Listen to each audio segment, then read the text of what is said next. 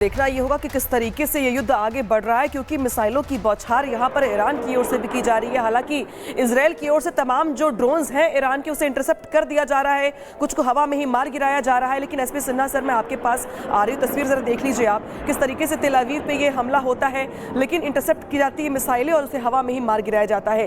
हालांकि कुछ मिसाइलें अपनी जगह पे पहुंच भी जाती है टारगेट को यहाँ पर करते हुए। हमने कई खंडहर बिल्डिंग्स देखी हैं तेल अवीव में और अलग अलग हिस्सों में। लेकिन हम आज बात करेंगे ट्रंप की भूमिका की। ट्रंप जो कि वॉर रुकवाने के लिए पूरी दुनिया में अपने आप को सबसे बड़ा नेता मानते हैं, वॉर रुकवाने को लेकर बड़े बड़े दावे करते हैं। यहां पर ईरान इजराइल के बीच ट्रंप की भूमिका कितनी अहम मानते हैं आप, और क्या आपको लगता है कि युद्ध उस पड़ाव पर पहुंच चुका है जहां पे किसी की बात का कोई मतलब नहीं रह गया है? मेरा ख्याल है मिस्टर ट्रंप के विश्वसनीयता पे बहुत बड़ा प्रश्न चिन्ह उठ रहा है। मैं ये क्यों बोल रहा हूँ, उन्होंने कहा था जो ही मैं प्रेसिडेंट बनूंगा तो 7 दिन में 1 महीना के अंदर सब वॉर जहाँ जहाँ युद्ध हो रहा है ख़त्म कर दूंगा। क्या रूस यूक्रेन वॉर ख़त्म हुआ? नहीं। फिर उन्होंने हिंदुस्तान और पाकिस्तान के बीच में पहलगाम के बाद जो युद्ध की स्थिति बनी और युद्ध ही कहिए युद्ध हुआ, तो उसको मेरे कहने पे सीज़ फायर हुआ है। गलत, ये बयान गलत है। आप 2 दिन पहले बोलते हो कि ये हिंदुस्तान और पाकिस्तान का अपना मामला है, और 2 दिन के बाद आपकी स्पेशल फ़्लाइट पाकिस्तान में लैंड करती है जब उसके न्यूक्लियर सेट्स हिट हो जाते हैं। आप नूर खां बेस के जो न्यूक्लियर सेट्स हैं वो आपके कमांड कंट्रोल में रहता है, और आपको डर लगा, आपके वहाँ पर कुछ जो सैनिक थे अमेरिका के वो मारे जाते हैं। आप वो चिंता की वजह से आप वहाँ आपका स्पेशल टीम आती है, रेडिएशन टीम चेक करने के लिए आती है। तो कथनी करने में जब फ़र्क पड़ता है, पॉलिटिशियंस इंटरनेशनल लेवल पे आप थोड़ा सा गेम खेल सकते हो, बट इतना अंधेर करोगे तो फिर तो विश्वसनीयता जाएगी। तीसरी बात उन्होंने कहा कि हम अब इसको ख़त्म कर देंगे और हम बातचीत कर रहे हैं, जो नेक्स्ट राउंड ऑफ टॉक्स है उसमें हम इम्प्रेस करेंगे कि इस बात पे समझौता हो जाए ईरान इजराइल के बीच में। इस तरह से बार बार आप यदि झूठ बोलोगे तो आप समझो कि लोग आपको सीरियसली लेंगे, तो ये पॉसिबल नहीं है। और मेरा नहीं ख्याल है, इजराइल इतना स्ट्रॉन्ग देश है, हिंदुस्तान एक इसमें पॉलिटिकल लीडरशिप इतना स्ट्रांग है, मोदी जी इतने स्ट्रांग हैं कि मुझे नहीं लगता है कि मिस्टर ट्रंप डिक्टेट कर पाएंगे, और मिस्टर ट्रंप को हिम्मत नहीं है। मैं सॉरी, बहुत मजबूत शब्द, कठिन शब्द इस्तेमाल कर रहा हूँ। मिस्टर ट्रंप को हिम्मत नहीं है कि ज्यूज लॉबी के खिलाफ अमेरिका में जाएं, उनको बहुत महंगा पड़ेगा ये। लेकिन वीके दत्ता, वहाँ पे तो ट्रंप का अपना इंटरेस्ट भी है, वहाँ पे तो बैकअप भी दे रहे हैं, वो वहाँ तो थार्ड भी भेज रहे हैं। वो इसी के साथ साथ वो ये भी कह रहे हैं कि ईरान ने अगर हमले नहीं रोके तो अंजाम भुगतना पड़ेगा। तो यहाँ तो उनका इंटरेस्ट भी खुद का दिखाई दे रहा है। हालांकि ईरान कितनी बात मानेगा उनकी, और रूस और चीन का अपना जो स्टैंड है, इसके बाद क्या ये माना जाए कि फिलहाल 4था-5वां दिन है ये, और वॉर उस सिचुएशन में पहुंच गई है जहां पर मध्यस्थता जैसी कोई बातें बैठ के बातचीत करने की, हालांकि वार्ता एक बार पहले असफल हो चुकी है, लेकिन वार्ता की गुंजाइश बची है क्या, या बात बहुत आगे निकल चुकी है हाथ से, बातचीत से बहुत आगे? देखिए, अमेरिका ने ईरान को ऑफर दिया था कि आप न्यूक्लियर डील कर लीजिए, अपना एनरिचमेंट उसी लेवल पे रखें जो सिविल यूज़ के लिए आपको चाहिए, और आप ये रीनेगोशिएट करें। लेकिन ईरान लगातार उसको टाल टोल करता रहा।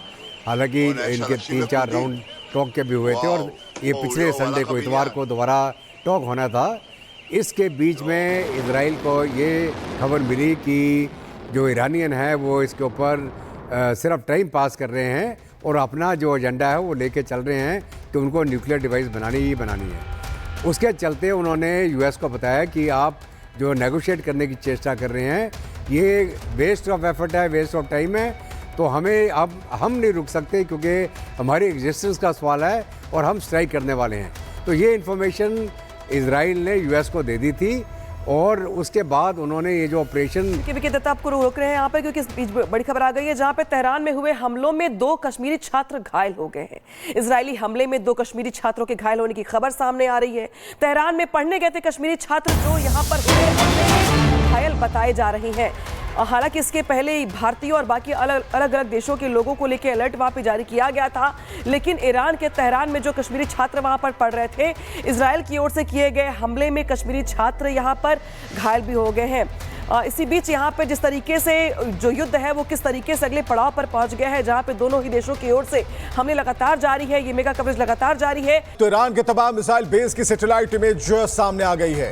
ईरान के खुर्रमाबाद मिसाइल बेस को नुकसान पहुंचा है। सैटेलाइट इमेज में साफ दिख रहा है कि इजराइल के हमले में मिसाइल बेस को भारी नुकसान पहुंचा। तस्वीरें सामने आ गई, पहले और अब की तस्वीरें, क्या बदल गया ये भी दिखता है इस तस्वीरों में। और कई ऐसे ठिकाने हैं जहां पर भारी विध्वंसक प्रहार हुए हैं।